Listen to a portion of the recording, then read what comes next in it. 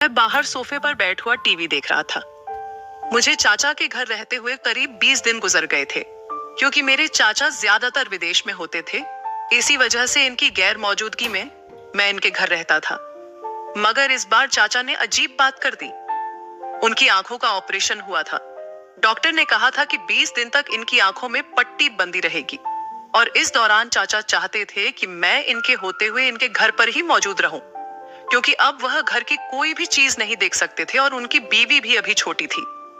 इसी वजह से उन्होंने मुझसे मदद का कहा, लेकिन मैं नहीं जानता था कि यह मदद मुझे कितनी महंगी पड़ने वाली है। अचानक ही मोबाइल बजा देखा तो चाचा की कॉल थी। चाचा ने बताया कि मैं घर के दरवाजे के बाहर ही खड़ा हूं। मैं तेजी से गया तो चाचा अपनी 20 साल की बीवी के साथ खड़े थे। उनकी बीवी को मैं जिंदगी में पहली बार देख रहा था, क्योंकि पहले जब भी चाचा अपने घर लौट कर आते थे तब मैं यहाँ पर मौजूद नहीं होता था। उनकी बीवी को देखकर चंद लम्हों के लिए तो मैं पलक झपकना ही भूल गया था। वह बला की खूबसूरत औरत थी। इससे ज्यादा खूबसूरत औरत मैंने अपनी सारी जिंदगी में नहीं देखी थी। वह हर मर्द का ईमान डगमगाने की काबिलियत रखती थी। मेरी चाची विदेश में रहती थी। वहां पर चाचा ने इन्हें पसंद किया था और वहां पर ही इनसे शादी कर ली थी। अब इसको देखकर मुझे चाचा पर जलन महसूस हो रही थी। कैसी किस्मत पाई थी कि इतनी खूबसूरत लड़की इन्हें मिल गई। अभी भी वह मुझे अजीबोगरीब नजरों से देख रही थी। मुझसे ज्यादा देर इसकी आंखों में देखा नहीं गया। इस दौरान चाचा बार बार मेरा नाम पुकार रहे थे, लेकिन मेरा सारा ध्यान चाची पर ही था। मैंने तेजी से चाचा के सवाल का जवाब दिया और उन्हें अंदर ले गया। इस दौरान मुझे अपने कंधे पर किसी के हाथों का एहसास हुआ। जब मैंने मुड़कर देखा तो मेरी जवान चाची मुझे अजीब तरह से मुस्कुराते हुए देख रही थी। मेरी तरफ इनकी मुस्कुराहट में हजारों तरह के सवाल थे। इनका जवाब मैं देना नहीं चाहता था, क्योंकि मुझे पता था कि अगर मैं जवाब देने के लिए राजी हो गया तो जरूर इसके हक में ही फैसला होगा। जबकि मैं नहीं चाहता था कि चाचा की मजबूरी का मैं फायदा उठाऊं। उनको लेकर मैं तेजी से घर के अंदर दाखिल हो गया। अभी मैंने उन्हें हॉल में बिठाया ही था कि मुझे अपनी चाची की आवाज सुनाई दी। समीर, जरा मुझे बताओ किचन में सामान कहाँ रखा हुआ है। उसकी बात सुनकर मेरा दिल तेजी से धड़का। मुझे कुछ गलत होने का एहसास हो रहा था। उनकी पहली नजर से ही मैं उसे पहचान गया था कि वह बिल्कुल भी ठीक औरत नहीं है। खैर, लड़का तो मैं भी ठीक नहीं था, लेकिन यहाँ पर घर की इज्जत का सवाल था। मैं घर की इज्जत पर डाका डालने वालों में से हरगिज नहीं था। इसी वजह से मैं हर मुमकिन कोशिश कर रहा था कि इससे दूर ही रहूं, मगर मैं जितना इससे दूर भागने की कोशिश करता, वह उतना ही मेरे करीब आने की कोशिश करती। मुझे तो हैरानगी हो रही थी। चाचा ने कहा, चलो जाकर अपनी चाची को बताओ। मैं खामोशी से उठा और किचन की तरफ चल दिया। अभी मैं किचन के दरवाजे पर ही खड़ा था कि सामने का मंजर देखकर मुझे लगा कि मेरे कदमों के नीचे से जमीन निकल गई हो। मैं इस मंजर से नजरें हटाना चाहता था, मगर मैं नजर हटा नहीं पा रहा था। इस वक्त मेरी 20 साल की चाची मेरी तरफ देखकर मुस्कुरा रही थी। मेरा दिल तेजी से धड़कने लगा। इससे पहले कि मैं वहां से हटता, मुझे दोबारा से उनकी आवाज सुनाई दी। अरे समीर, वहां पर क्यों खड़े हो? यहाँ पर आओ और मुझे बताओ कि सामान कहाँ पर रखा हुआ है। मेरी चाची इस अंदाज में बात कर रही थी, जो इस वक्त नॉर्मल हालत में खड़ी थी। मैंने नजरें झुका ली, क्योंकि मैं जानता था कि अगर मैं ज्यादा देर तक इन्हें देखता रहा तो मैं अपना कंट्रोल खो दूंगा, जबकि मैं ऐसा कुछ भी नहीं करना चाहता था। जब मैं इनके करीब जाकर खड़ा हुआ तो उन्होंने दोबारा से मेरे कंधे पर हाथ रखा। मेरे जिस्म को करंट लगा और मैं झटके से पीछे होकर खड़ा हो गया। मुझे देखकर वह मुस्कुराने लगी और कहने लगी, अरे तुम तो मेरी सोच से भी ज्यादा शरीफ हो। मैं तो तुम्हें बिल्कुल भी शरीफ नहीं समझती थी, बल्कि मैंने जहां तक तुम्हारे बारे में सुना था, तुम तो किसी भी लड़की को हाथ से जाने नहीं देते। मोहल्ले की तमाम लड़कियों के साथ तुम्हारे चक्कर रह चुके हैं, और इसके अलावा शहर की भी कुछ ऐसी लड़कियां हैं जिन्हें तुम इस्तेमाल कर चुके हो। चाची के मुंह से इस तरह की बातें सुनकर मुझे लगा कि सातों आसमान मेरे सर के ऊपर आकर गिर गए हो, क्योंकि यह ऐसी बातें थीं जिन्हें मेरे घर वाले भी नहीं जानते थे। बल्कि इन बातों के बारे में तो मैंने अपने ज्यादातर दोस्तों को भी नहीं बताया हुआ था। फिर ना जाने चाची को यह सब कुछ कैसे पता लगा। मैं हैरत से इनकी तरफ देखने लगा। वह मुस्कुराने लगी और कहने लगी, तुम्हें हैरान होने की जरूरत नहीं है। मेरे लिए यह सब कुछ पता लगाना बिल्कुल भी मुश्किल नहीं। यह कहकर उन्होंने मुझे आंख मारी और मुझे अंदाजा हो गया था कि यह औरत हद से ज्यादा चालाक है। इस औरत से किसी भी किस्म का पंगा लेना मतलब खुद को मुसीबत में डालना है। इसी वजह से मैंने फैसला किया कि अब ज्यादा देर यहाँ पर नहीं रुकूंगा और अपने घर चला जाऊंगा। मैं नजरें झुकाकर उसके सामने खड़ा था। मैंने उनसे पूछा, आपको कौन सा सामान नहीं मिल रहा? जब उसने मेरी तरफ इशारा किया तो मुझे लगा कि मेरे कदमों के नीचे से जमीन निकल गई है। मैं वहां से जाने ही लगा था कि उसने एकदम ही मेरा हाथ पकड़ लिया और मुझे कहने लगी, चलो, अब इतनी भी शराफत नहीं अच्छी। वैसे भी तुम्हारे चाचा को कुछ भी नहीं पता और ना ही कभी इन्हें पता चलेगा, इसलिए बेहतर है कि तुम्हें जो कुछ कह रही हूँ वह सब मान लो। मुझे लग रहा था कि अब अगले ही पल मैं बहक जाऊंगा। मैं बहुत मुश्किल से खुद पर काबू कर रहा था। वह तेजी से मेरे पास आई और मेरे सामने खड़ी हो गई। उसे दोबारा देखा तो दोबारा से मेरा दिल बहकने लगा। इससे पहले कि मैं वाकई उसकी तरफ बढ़ता, मुझे किसी के कदमों की आवाज सुनाई दी। चाचा यहाँ पर आ रहे थे। मैं तेजी से इससे दूर हुआ। मुझे देखकर वह मुंह बनाने लगी और कहने लगी, फिक्र मत करो, ये कुछ भी नहीं देख सकते। उसकी बात का मैंने जवाब नहीं दिया। मैं चाचा के पास गया और इनसे पूछने लगा, क्या हो गया है आपको? किसी चीज की जरूरत है? मेरी बात सुनकर उन्होंने तेजी से ना में सर हिलाया और कहने लगे, मुझे तो किसी चीज की जरूरत नहीं है, लेकिन मैं चाहता हूं कि तुम इसको फार्म हाउस ले जाओ, क्योंकि ये यहाँ से आने से पहले जिद कर रही थी। तुम्हें तो पता है कि वह इलाका कितना खूबसूरत है, और फिर जब मैंने इसे फार्म हाउस की तस्वीरें दिखाई तो वहां जाने के लिए बेचैन हो गई।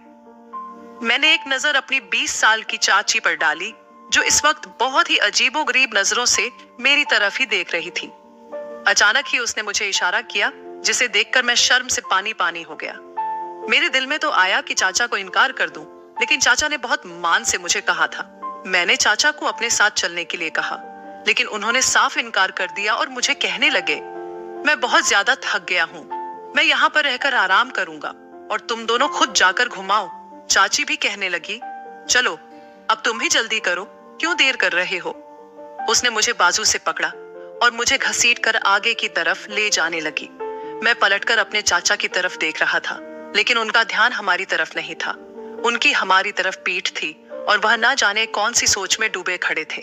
दूसरी तरफ उसने मेरी बाजू को मजबूती से पकड़ा हुआ था। मुझे अपने वजूद पर इसके स्पर्श का एहसास हो रहा था, जो मुझे बहुत ज्यादा बेचैन कर रहा था। मैंने एक झटके से अपना बाजू छुड़वाया और इसे सख्ती से मना किया कि मेरे साथ इस तरह की हरकतें करने की कोई जरूरत नहीं है। तुम मुझे जैसा लड़का समझ रही हो, मैं वैसा लड़का नहीं हूं, और कम से कम तुम्हारी तो किसी भी किस्म की इच्छा मैं पूरी करने वाला नहीं। मेरी बात सुनकर उसकी आंखों में आंसू आ गए, लेकिन अब मैं न तो इसके वजूद की तरफ देख रहा था और न ही इसकी आंखों की तरफ। इसी वजह से मुझे जरा भी फर्क नहीं पड़ रहा था, लेकिन मुझे पता था कि इस वक्त एक 20 साल लड़की मेरे सामने खड़ी है और वह इस वक्त मेरे काबू में है। मैं जो भी चाहे इसके साथ कर सकता हूँ। यही वह सोच थी जिसने मुझे बहुत ज्यादा बेचैन कर दिया था। मैं तेजी से वहां से हटा और भागकर अपने कमरे में आ गया। मैं गहरी गहरी सांस लेने लगा। समझ नहीं आ रहा था कि मैं क्या करूं, इस मुश्किल से बाहर किस तरह से निकलूं, क्योंकि जिस तरह से इसकी हरकतें थीं, मुझे अंदाजा हो गया था कि मैं ज्यादा देर तक खुद पर काबू नहीं रख पाऊंगा। आखिरकार मैं भी बंदा बेशुमार था। जब तक अपने जज्बात को काबू में रख सकता था तब तक ठीक था, और अब दूसरी तरफ मेरा शैतान भी मुझ पर हावी होने लगा था। वह मुझे बार बार यही बात कह रहा था कि तुम्हारे पास खुला मौका है, तुम अपनी ख्वाहिश पूरी कर सकते हो। मैंने अपने बाल दोनों हाथों में जकड़ लिए और जोर जोर से खींचने लगा। मेरी तबीयत ही खराब होने लगी थी। से चाचा के पास गया और इन्हें कहा कि मैं आज नहीं जा सकता, लेकिन जब मैंने अपनी चाची को वहां पर तैयार खड़े देखा तो चंद लम्हों के लिए मैं अपनी पलकें झपकाना ही भूल गया। वह इस वक्त बहुत ही खूबसूरत लग रही थी। मुझे तो वह आसमान से उतरी हुई कोई परी लग रही थी। मैंने इससे नजरें चुराने की कोशिश की, लेकिन कोशिश के बावजूद भी मैं उनसे नजरें नहीं चुरा पा रहा था। मुझे लग रहा था कि शायद मेरा अपने ऊपर कंट्रोल खत्म हो गया है। खुद इसी वक्त मैंने फैसला किया कि मैं इस औरत की इच्छा भी जरूरी पूरी करूंगा। अगर इसे शर्म नहीं थी तो मैं मर्द होकर क्यों शर्म करूं? और यह सोचकर मेरे चेहरे पर मुस्कुराहट फैल गई थी, क्योंकि इस वक्त शैतान मुझ पर हावी होता जा रहा था। जब औरत हुस्न के तमाम हथियार से मर्द को लुभाने की कोशिश करे तो मर्द फिर कहाँ खुद पर काबू रख पाता है। थोड़ी देर तक मैं खुद को बहुत ही मुश्किल में महसूस कर रहा था, क्योंकि तब मैं इस सब से बचने की कोशिशों में लगा हुआ था। लेकिन जब मैंने खुद को इस सब में डालने का फैसला किया था, तो मेरी मुश्किल ही खत्म हो गई। मुझे सब कुछ बिल्कुल ठीक लगने लगा था, इसलिए मैं बेचैनी से कहने लगा, जल्दी से उठो, हमें जाना है, वरना बाद में मौसम खराब हो जाएगा। मेरी बात सुनकर चाचा तेजी से बोले, अगर मौसम खराब हो गया तो दोनों वहीं पर रुक जाना। मैं सोच भी नहीं सकता था कि मेरे चाचा मुझ पर इतना ज्यादा भरोसा कर सकते हैं। अब इसके साथ साथ मुझे शर्मिंदगी भी होने लगी थी। चाचा मुझ पर भरोसा कर रहे थे और मैं न जाने क्या करने के बारे में सोच रहा था। मैं इसी सोच में था जब अचानक ही मुझे अपने हाथों पर किसी का स्पर्श महसूस हुआ। मैंने देखा तो सामने चाची ही खड़ी थी। वह मुस्कुराती हुई नजरों से मुझे देख रही थी और कहने लगी कि चलो, हमें देर हो रही है। उसे देखकर मैं भी मुस्कुरा दिया। मुझे मुस्कुराता देखकर पहले तो वह हैरान हुई और फिर उसने गर्दन झुका ली।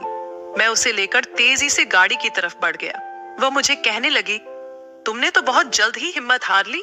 मैंने उसे मुस्कुराते हुए कहा, जब सामने इतनी खूबसूरत औरत मौजूद हो तो कौन इंसान हिम्मत नहीं हारेगा। वह खुलकर मुस्कुराने लगी। उसकी मुस्कुराहट भी बहुत खूबसूरत थी। अगर मैं यह कहता कि यह लड़की पूरी की पूरी हुस्न की मालकिन थी, तो इसमें कुछ भी गलत नहीं होता। उसकी आवाज से लेकर उसकी मुस्कुराहट तक सब कुछ हसीन था।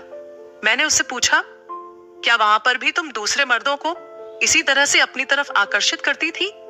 मेरी बात सुनकर पहले तो वह गुस्से से मेरी तरफ देखने लगी, थोड़ी देर बाद जोर जोर से हंसने लगी।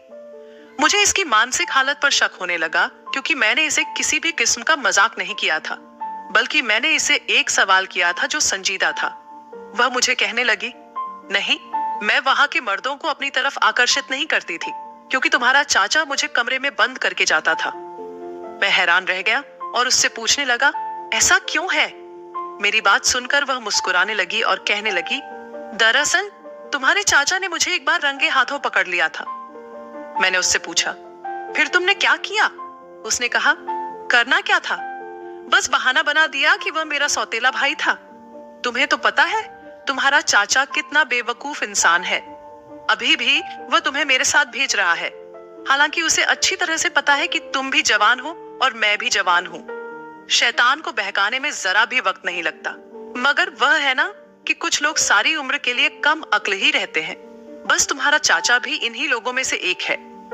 उसकी बात सुनकर मैंने तेजी से ना में सर हिलाया और उसे कहा, हमारा चाचा हमारे खानदान में सबसे ज्यादा चालाक इंसान है।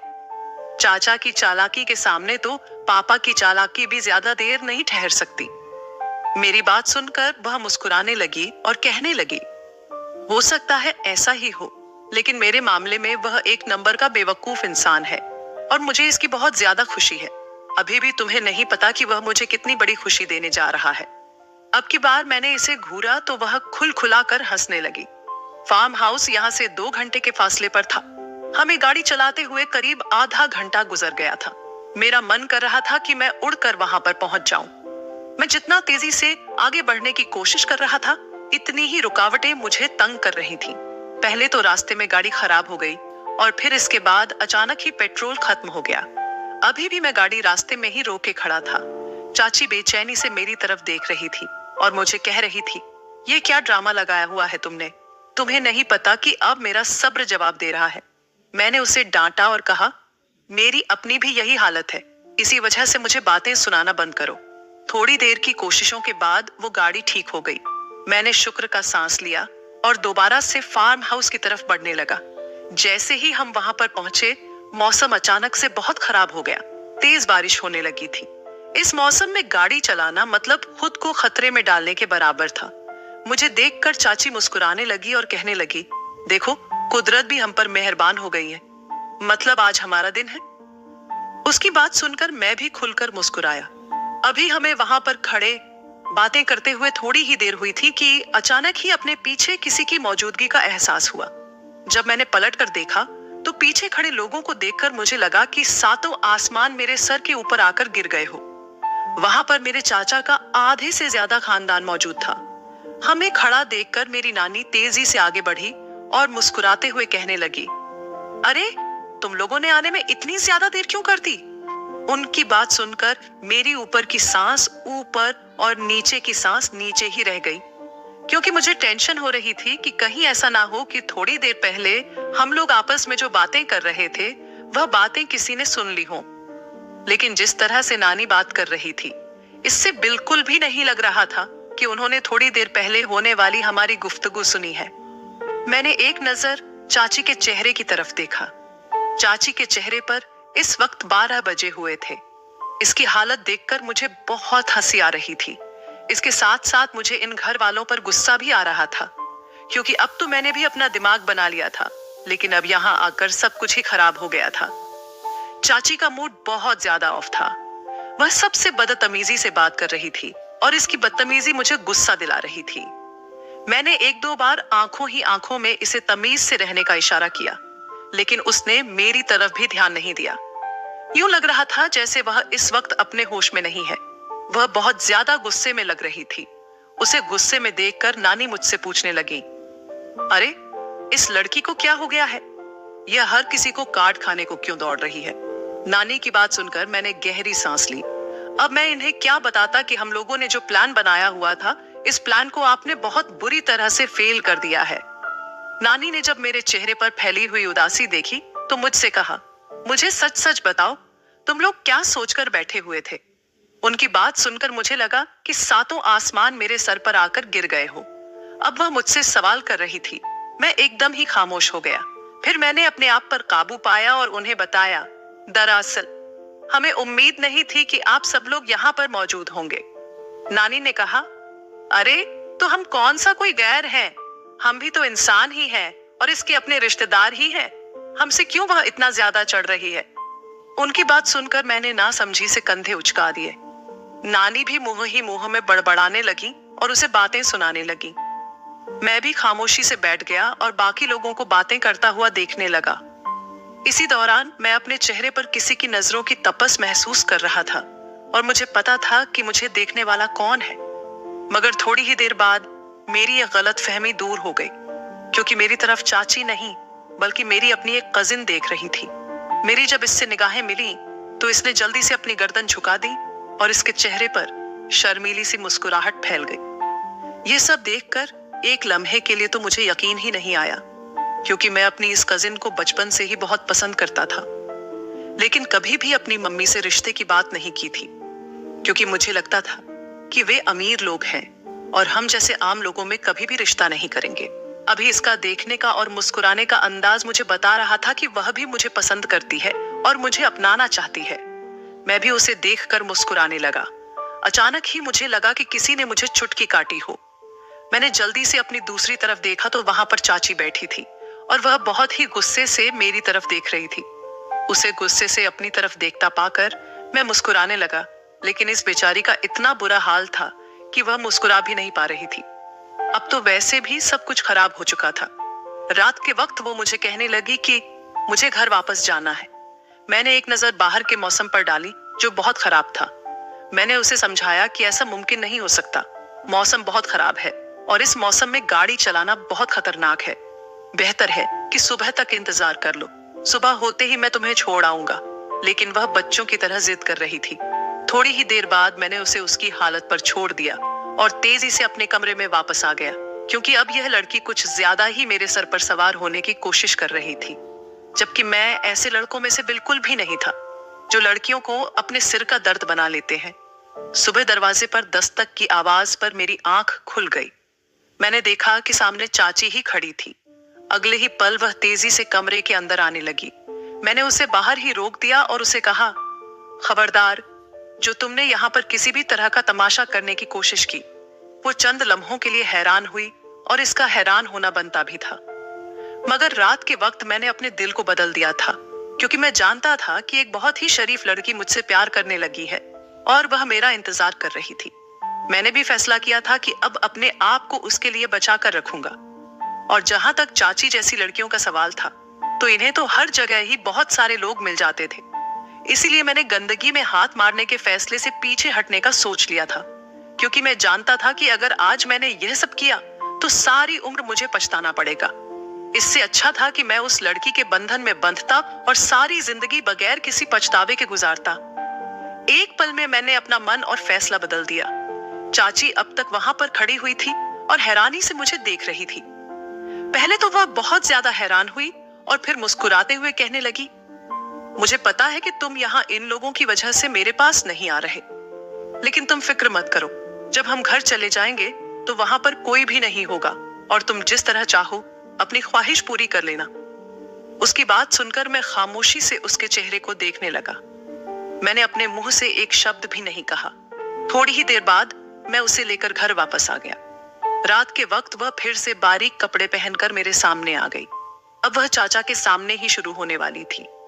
मैंने उसकी कमर पर हाथ रखकर इसे पीछे की तरफ धक्का दिया। दूसरी तरफ यह हुआ कि चाचा ने आंखों पर जो पट्टी बांधी हुई थी उससे सब कुछ साफ दिखाई देता था। वह सिर्फ और सिर्फ इस औरत की हकीकत को जानना चाहते थे। जब उन्हें इस औरत की हकीकत का पता चल गया तो उन्होंने उसे तलाक दे दिया और घर से निकाल दिया। मैंने भी शुक्र अदा किया कि मैंने ऐसी कोई हरकत नहीं की जो चाचा की नजरों में गिर जाता। फिर बाद में मुझे इस बात का बहुत ही अच्छा फल मिला। कुछ ही समय के बाद मैंने अपनी कजिन के साथ शादी की बात कर ली, जिसके एक ही हफ्ते के बाद हमारी शादी हो गई। अब मैं इसके साथ खुशी खुशी अपनी जिंदगी गुजार रहा हूँ। तो दोस्तों, उम्मीद करती हूँ कि आपको ये कहानी पसंद आई होगी।